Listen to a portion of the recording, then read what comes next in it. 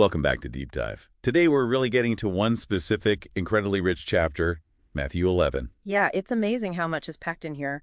Our goal, really, is to unpack the key conversations, maybe some surprising ideas, and this timeless invitation that comes right at the end. It really does give you a snapshot, doesn't it, Yeah, of how people react when faced with something profound or challenging. absolutely. It holds up a mirror, in a way. So where do we start? Well, it starts quite dramatically, actually. John the Baptist, he's in prison, and he sends his followers to Jesus. Mm-hmm.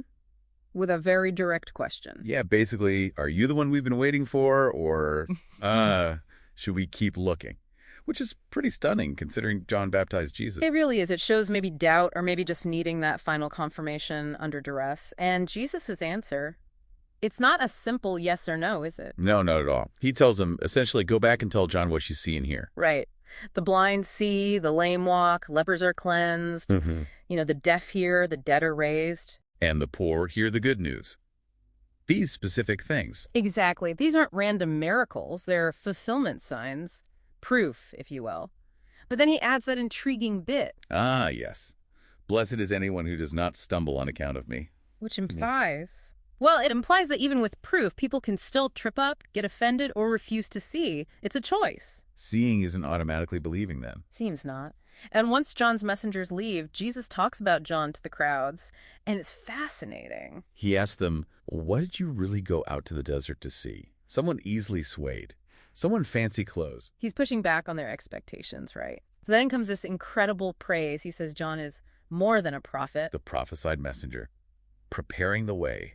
High praise indeed. The highest, maybe. But then comes the paradox, verse 11. Ah, yeah. Among those born of women there has not risen anyone greater than John the Baptist. Yet whoever is least in the kingdom of heaven is greater than he. Whoa, what does that mean? It's quite something. It suggests this new reality, the kingdom, fundamentally changes things. Exactly. It's not just about being a great prophet before the kingdom fully arrives. Being in it, even in the humblest way, is somehow greater. It redefines greatness itself. And right after that, there's that really difficult verse, verse 12. Oh, yes. From the days of John the Baptist until now, the kingdom of heaven has been subjected to violence, and violent people have been raiding it. Scholars have wrestled with this one for ages. Yeah, does it mean the kingdom is advancing forcefully? Or that people are grabbing it with zeal?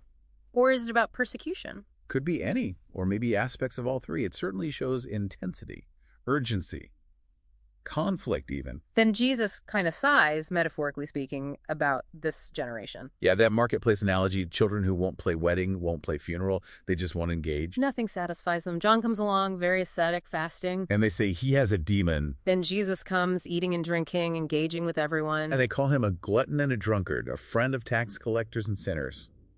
You can't win with some people, apparently. It highlights this stubborn refusal to accept truth, no matter how it's presented. And that refusal has consequences, which leads straight into the woes. Right. Chorazin, Bethsaida, Capernaum, cities where he had done amazing things, mighty works. But they didn't repent. They saw, but they didn't change. And Jesus says something incredibly stark. Judgment Day will be tougher for them than for places like Tyre, Sidon, even Sodom. It's a heavy statement about responsibility.